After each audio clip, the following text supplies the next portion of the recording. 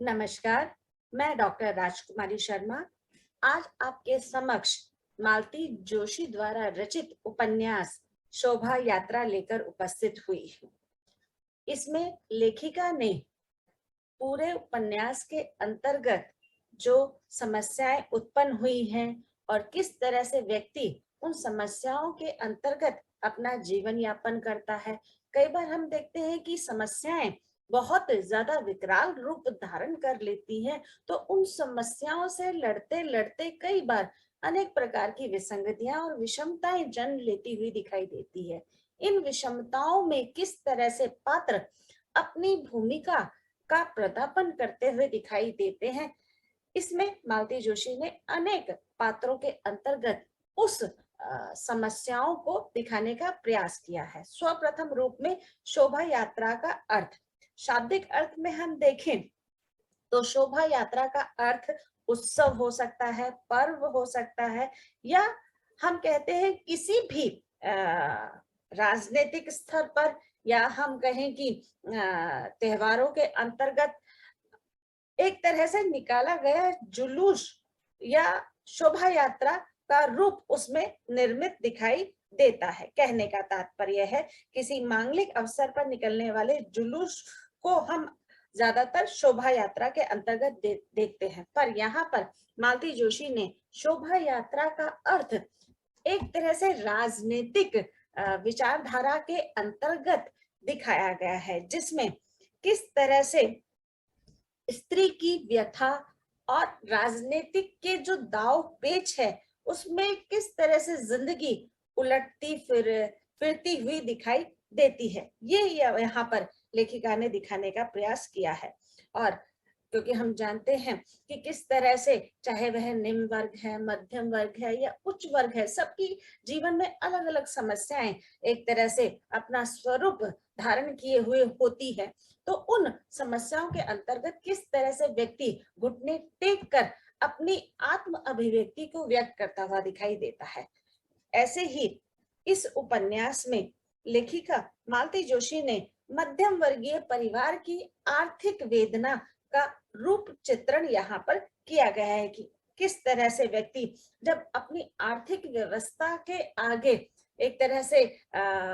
विवश होता हुआ दिखाई देता है, तो जीवन में कुछ ऐसे कदम भी उठाने पड़ जाते हैं जो उसके लिए ताहा जिंदगी एक तरह से हम देखते हैं कि विनाशकारी रूप में या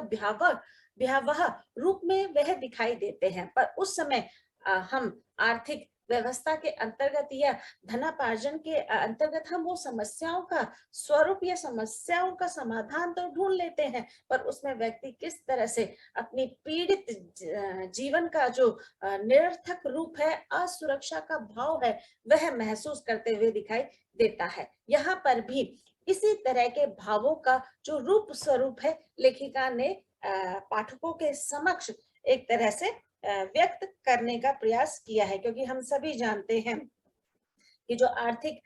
समस्या से व्यक्ति जब पीड़ित होता है तो वह अनेक विवशताओं में घिरता चला जाता है। अनचाही रूप में समस्याएं मुंह एक तरह से फाड़े हुए, या हम कहें कि एक तरह से दरवाजे पे दस्तक देती हुई दिखाई देती है। और अगर राजनीतिक परिवार का चित्रण हो तो उसमें हम देखते हैं कि अनेक प्रकार के जो दाव पेच है वह कहीं ना कहीं जिंदगी को उथल पुथल की ओर अग्रसर करते हुए दिखाई देते हैं, या इस तरह के व्यंग कसे जाते हैं, इस तरह के कटाक्ष एक तरह से व्यक्त किए जाते हैं, जिससे व्यक्ति का जो जीवन है वह अनेक प्रकार की समस्याओं से, अनेक प्रकार के अवसादों के बीच गुजरता हुआ दिखाई देता है। यहाँ पर भी इन्हीं समस्याओं के अंतर्गत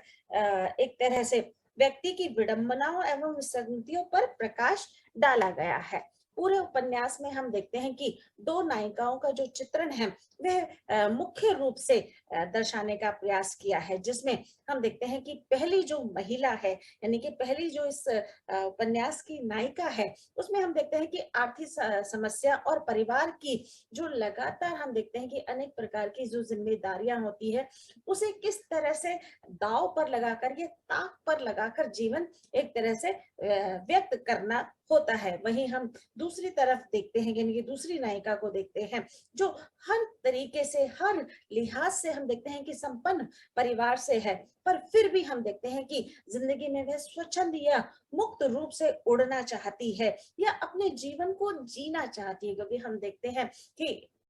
भारतीय परिवेश में हम देखते हैं कि किस तरह से जो औरतों की जिंदगी है कि वे किस तरह से या तो काट रही हैं या स्वच्छंद वातावरण के अंतर्गत अपना जीवन यापन कर रही हैं। अगर स्वच्छंद वातावरण के अंतर्गत वह अपना जीवन यापन करती हुई दिखाई देती हैं, तो वह समाज की या परिवार की अनेक भत्सरनाओं का सामना करती हुई दिखाई देती है। क्योंकि हमने शुरू से अंत तक नारी को अनेक प्रकार की जंजीरों में बांध कर रखा हुआ है, मर्यादा के तहत या हम कहें कि बोलने के तहत या अन्य संदर्भों में। हम देखते हैं कि इस तरह की जो व्यथा है उसको कहीं ना कहीं लेखिका ने प्रस्तुत करने का प्रयास किया है। कई बार हम देखते हैं कि जिंदगी किस तरह से अपनी चाल चलती हुई दिखाई देती है। उपन्यास की नायिका वंदना पढ़ी लिखी होने के साथ साथ अपने परिवार की मान मर्यादा का अच्छे से ध्यान रखती है। कई बार हम देखते हैं कि जो स्त्री जीवन है या युवती जीवन है या लड़की जीवन है, हम देखते हैं कि अनेक प्रकार के दावों या दबावों के अंतर्गत अपना जीवन यापन करती हुई दिखाई देती है। क्योंकि हमारे यहाँ पर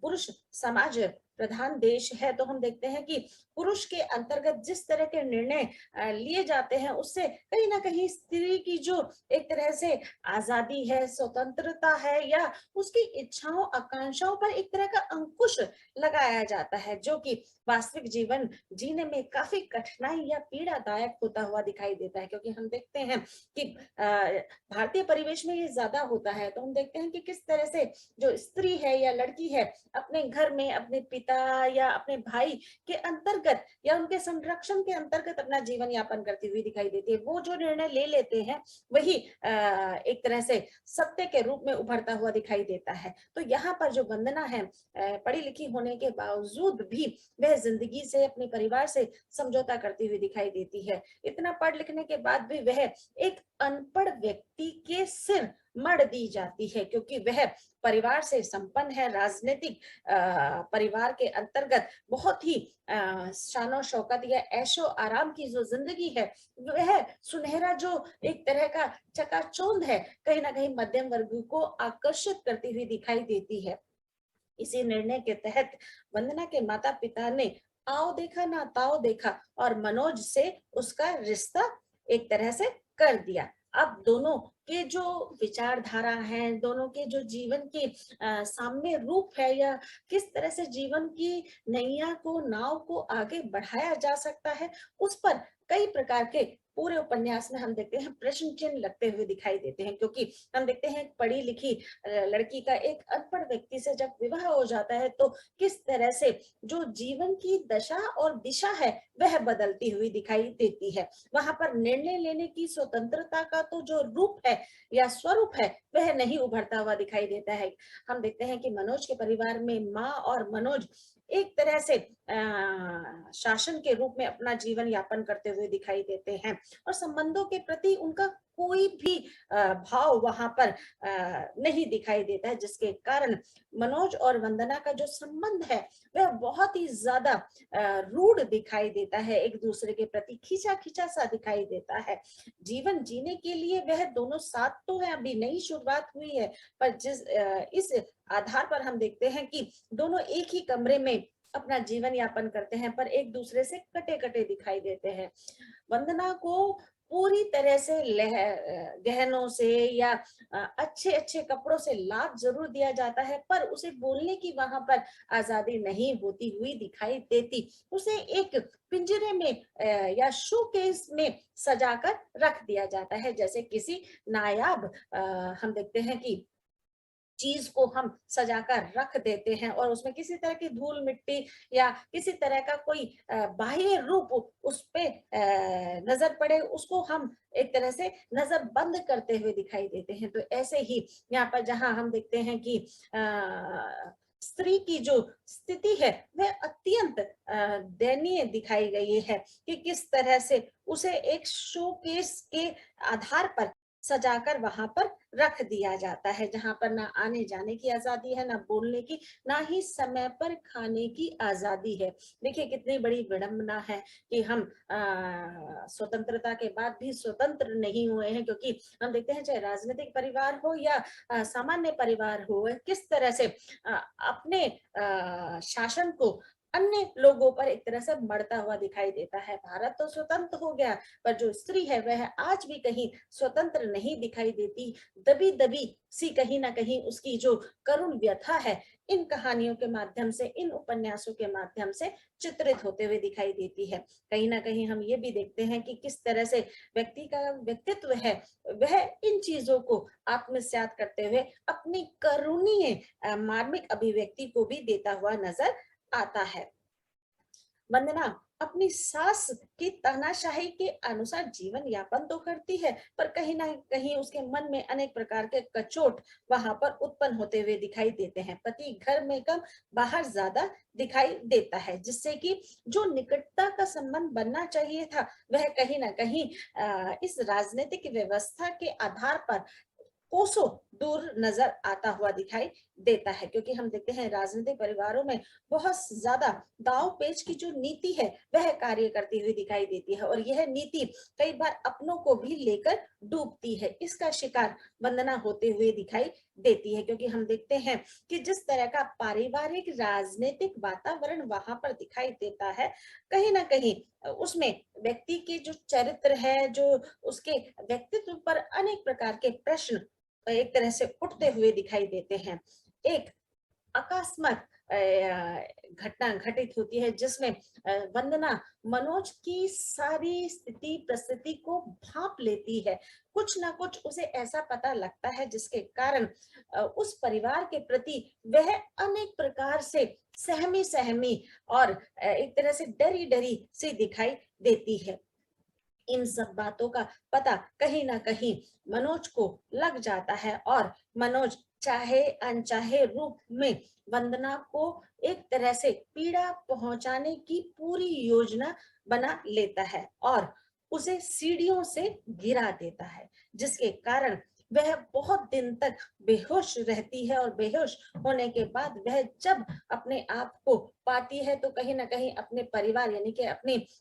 माँ के घर वह एक तरह से अपने जीवन के जो दयनीय पल है वह गुजरते हुए दिखाई देते हैं। जब माता पिता उससे पूछते हैं कि तुम्हारी ये अवस्था कैसे हुई, तो उसे कुछ भी स्थिति परिस्थिति उस समय पर याद नहीं रहती, क्योंकि परिवार का दबाव अलग से व्यक्ति के जीवन पर दिखाई देता है, और स्त्री के प्रति तो मुझे लगता है कि बहुत ज्यादा ही दिखाई देता है। उस पर हर तरह के दबाव कार्य करते हुए दिखाई देते हैं, चाहे वह उचित है चाहे वह अनुचित है। इस रूप में हम देखते हैं जो स्त्री जीवन है बहुत ही कठिन जीवन है, और उसे जीना बहुत ही एक तरह से दुर्भर यहाँ पर दिखाई देता है।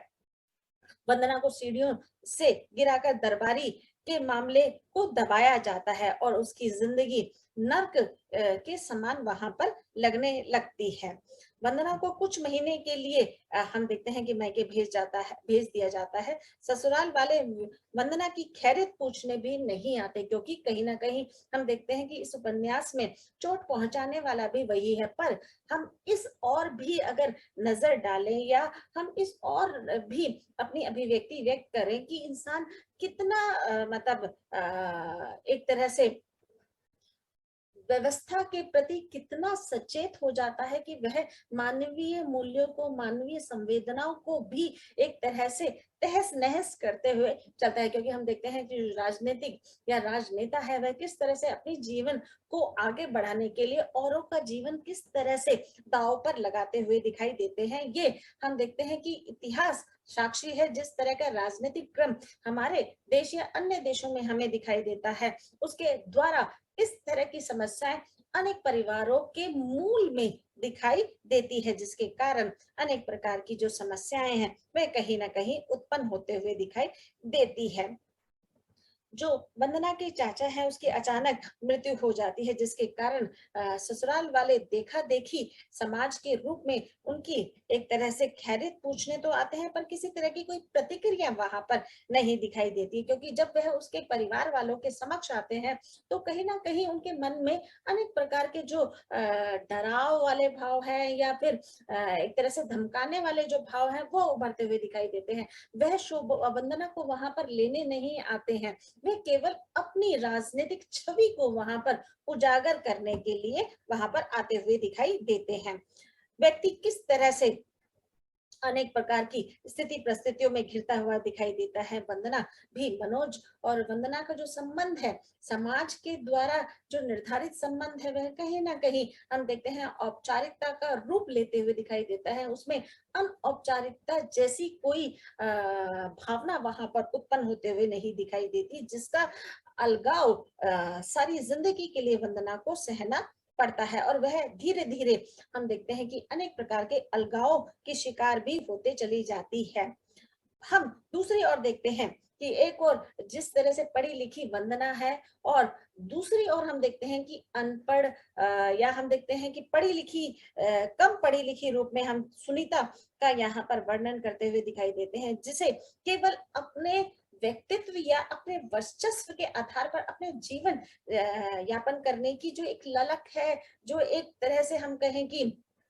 उत्साह है, वो कहीं ना कहीं दिखाई देता है। राजनीतिक माहौल में भी हम देखते हैं कि एक स्वतंत्र रूप से जो पक्षी है वह फड़फड़ा जा रहा है, या हम देखते हैं फड़फड़ाते हुए दिखाई देते हैं, वह आकाश में विचरण करना चाहता है, पर अनेक प्रकार की बंदिशें उसको बांधे हुए दिखाई देती है। हाँ, इस तरह से वह अपनी जीने की जो प्रबल इच्छा है सुनीता कहीं ना कहीं अपने मन में लिए दिखाई देती है। परिवार के सामने वह उस अभिव्यक्ति को व्यक्त नहीं करती, पर कहीं ना कहीं अपनी भाभी वंदना के समक्ष अपनी बातें या अपनी समस्याओं का वह एक तरह से स्वरूप व्यक्त करते हुए दिखाई देती है, जिसके कारण दोनों जो नारियां हैं किस तरह से अलग अलग रूप में अपने आप को घिरी हुई पाती हैं, अपनी इच्छा से परिवार के हवा एक तरह से अपने को समर्पित नहीं करती है, वह अपने मन की जीती हुई दिखाई देती है। सुनीता भी इसी क्रम में अपने आप को ढालती जा रही थी, पर कहीं ना कहीं उसका जो विवाह है इस अनेक प्रकार के द्वंद्वों से वहां पर उभरते हुए दिखाई देता है। वह राजनीतिक माहौल में नहीं जाना चाहती, जबकि परिवार वाले उसकी शादी राजनीतिक परिवेश में ही करना चाहते हैं, पर वह अपने आप को इस व्यवस्था के खिलाफ, इस रीति रिवाजों के आधार पर बलि का बकरा नहीं बनेगी। उसके मन में इस तरह के भाव वहां पर आते हुए दिखाई देते हैं, और वह एक दिन ऐसा फैसला लेती हुई दिखाई देती है कि जिस समय सुनीता का विवाह तय किया जाता है, चुनाव जीतने पर सभी सदस्य सुनीता की शादी की एक तरह से तैयारी में लग गए हैं, और सुनीता आओ देखती है ना ताव देखती है और वहां से भाग जाती है, और अपने सुनहरे जीवन की जो आकांक्षाएं हैं, उत्कंठा है, उत्साह है, उसके आधार पर जीवन यापन करती हुई दिखाई देती है। लेखिका मालती जोशी ने उपन्यास में दो नारी पात्रों का चित्रण बहुत ही मार्मिकता से किया है। एक परिस्थिति के तहत अपने आप को समर्पित कर तहा जिंदगी जीवन में घुटती मरती और व्यथित होते हुए दिखाई देती है, वहीं दूसरी जो यहाँ पर नायिका है वह परिस्थितियों के सामने घुटने नहीं टेकती है, वह अपनी प्रबल इच्छा के कारण आकाश में विचरण करने के लिए एक तरह से स्वतंत्र भाव में दिखाई देती है। वंदना समस्या के कारण अकेली हो जाती है, क्योंकि हम देखते हैं कि परिवार रहते हुए भी वे किस तरह से अकेलेपन की शिकार होती हुई नजर आती है, अनेक प्रकार के अवसाद और अलगाव के आधार पर अपना जीवन यापन करती हुई दिखाई देती है, जबकि सुनीता सबके रहते हुए भी अपनी जिंदगी जीने के लिए नए एक तरह से आयामों को खोजती हुई नजर आती है। कहने का तात्पर्य यहाँ पर है, या तो हम समस्याओं के समक्ष अपने घुटने टेक दें और अपनी आर्थिक स्थिति को रोते हुए दिखाई दें, अपनी सामाजिक अपनी पारिवारिक स्थिति को रोते हुए दिखाई दें, या जीवन में हम देखते हैं कि समस्याएं सबके जीवन में है, पर समस्याओं से लड़ने के लिए, संघर्ष करने के लिए, या अपने जीवन को बहुत ही सबल और प्रबल रूप से जीने के लिए एक तरह से हम देखते हैं कि कठिन परिश्रम की तो आवश्यकता है ही, साथ से ही साथ हम देखते हैं कि एक सशक्त व्यक्तित्व की भी बहुत ज्यादा जरूरत है, क्योंकि वही व्यक्ति जीवन अच्छे से जी सकता है जिसके मन में इच्छा हो, जिसके मन में जीने की ललक हो, और वही व्यक्ति अपने जीवन को बहुत ही सार्थक रूप में एक तरह से बना सकता है। धन्यवाद।